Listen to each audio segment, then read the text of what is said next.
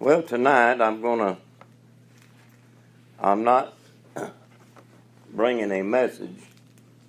What I'm going to bring tonight is a testimony with a message in it. You know, if you've got a testimony about what God's done in your life, then you have a message, what God has done in your life. So tonight, I think today is the 21st. Tomorrow will be the 22nd. And I know that many of you have heard my testimony, but some of you have not heard it, and it's well worth me repeating it tonight. Amen. Because tomorrow makes about 22 years, I guess, somewhere in there, maybe more. I don't know, didn't do the math. I was saved in 1989 at the age of 35 years old on a Sunday. I want to bring to you tonight this is my personal testimony of what God has done for me. And this is all I have to share with anybody else, is my own personal testimony. I can tell them about your testimony, but I have a personal testimony, and I hope and pray that everybody that's here tonight has a personal testimony of what God has done and is doing in your life. I'm going to ask for God's direction here tonight. Would you bow your heads with me? Father, I thank you, Lord, that I'm even able to stand here tonight and share the great news, the good news, what you've done in my life, what you continue to do, where it began. But Lord, I'm still waiting for it to end to a place in heaven. Tonight, Father, I pray for those that may not have that testimony in their life, or those that feel like they can't be saved, that they might be able to take this opportunity tonight and realize there's a God in heaven that's listening to them if they'll just call upon him. Father, may we look at your word and go through it and see what you have to say to the church today. In Jesus' name, amen. When I got saved in 1989, at the age of 35, I'd actually been brought up in and out of church as a young kid. The first church I ever went to, we lived in northeast Arkansas in the country. Now, I knew nothing about a church or what churches did.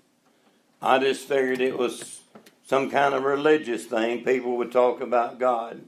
My mother loaded me and my sister up and took us to a little country church. And we sat there and I guess they sang some songs. And then later on preachers said some stuff and we went home. Mom told me that we're going back next Sunday. So we went back to that same little church the next Sunday. And as me and my sister were sitting there, I told her that this Sunday will not be near as boring as last Sunday. I brought a deck of cards with me. And so I whooped out that deck of cards. When that preacher started to preach, I started to shuffling those cards and hand my sister some. And whenever I shuffled them cards, you think a rattlesnake rattling would get your attention? Just go to my mama and go to a church with her and pull out a deck of cards and just start shuffling them. You couldn't have got her any more riled up than a rattlesnake. She yanked those cards out of my hand. She told me I will deal with you later on when we get home. And it's always a long ways to the house. And Mama never lied. She said, you do not take a deck of cards to church. I said, well, I did. I was bored the last time we came, so I'm just going to play a game of cards with my sister, Nothing to make a lot of noise. Well, needless to say, I never took another deck of cards back to the house of God with me then or since then. And but that was my first experience. My first church was to ever go to was the Church of Christ. And I don't remember if we went back any more after that time or not. Don't remember that. But it was later on in life that my mother and my dad had separated, and my mother and my sister and I, we lived in the housing projects of northeast Arkansas. We actually thought we were rich, didn't realize we were poor, and everybody looked at us like poor folks. But if they seen the house we moved into from what we moved out of, they would think we were rich too, because we moved out of an old country house into a brick home that the government put us up in. That's where my mother met my stepdad, Howard Morgan. He's passed on now. He was a man that never, hardly ever missed church. When him and my mother started dating and they got married, they moved us to Texas. And from that day on, if the church house was open, we're going to church. And I didn't really agree with that because I hated going to church. If there was a revival, back then they were like 7 nights or 5 nights. And I knew I was going to church. And I thought, if I ever get out of this house, I am never going back into another church. I'm sick and tired of the church.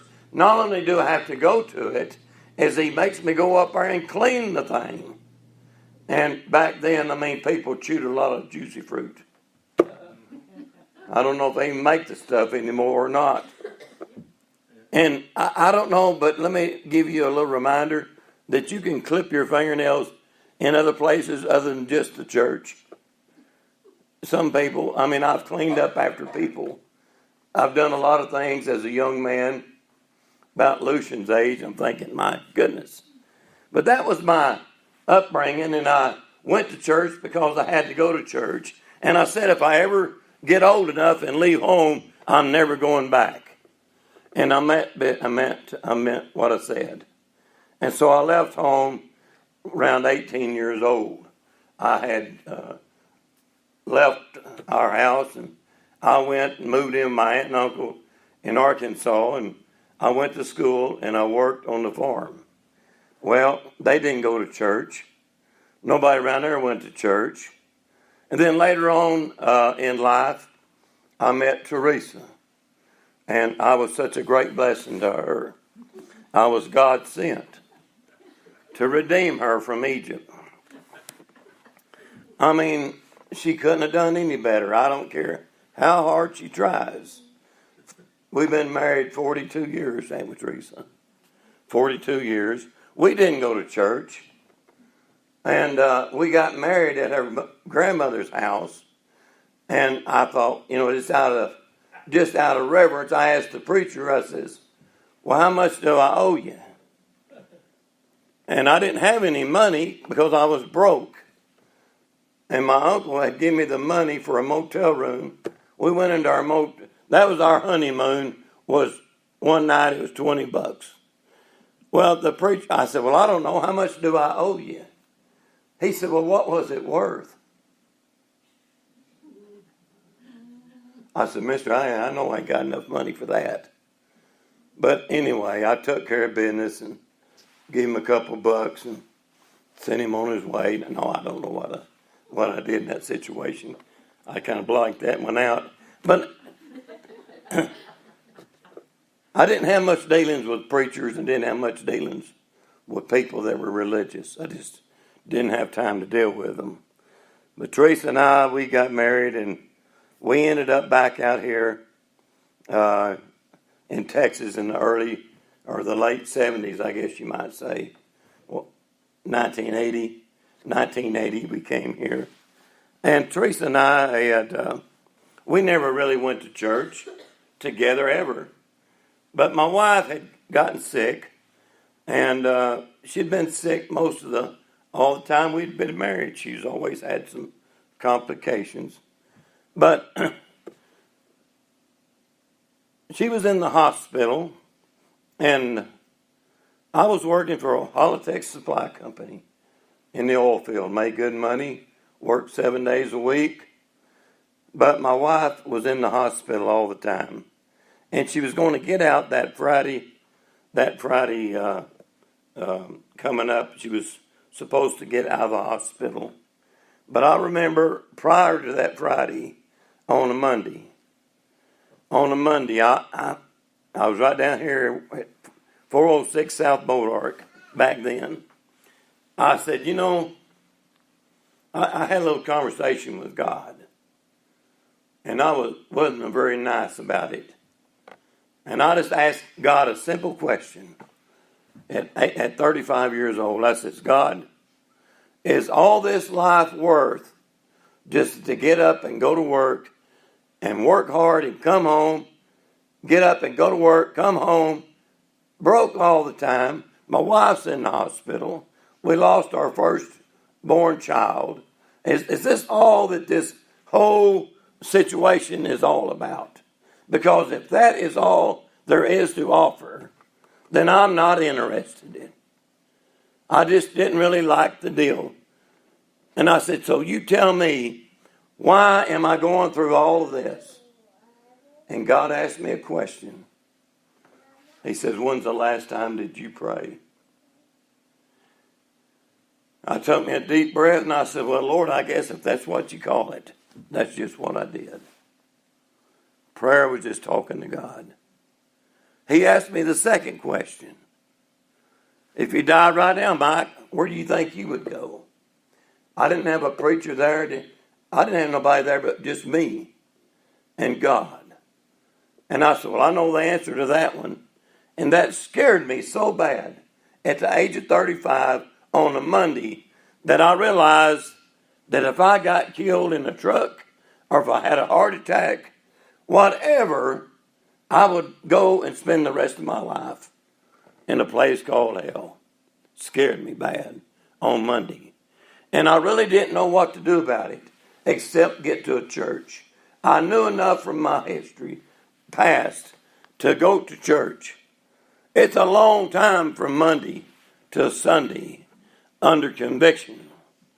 My wife was in the hospital, got her out the following Friday, took her out to eat on Saturday night, took her to Uncle Lynn's fish place.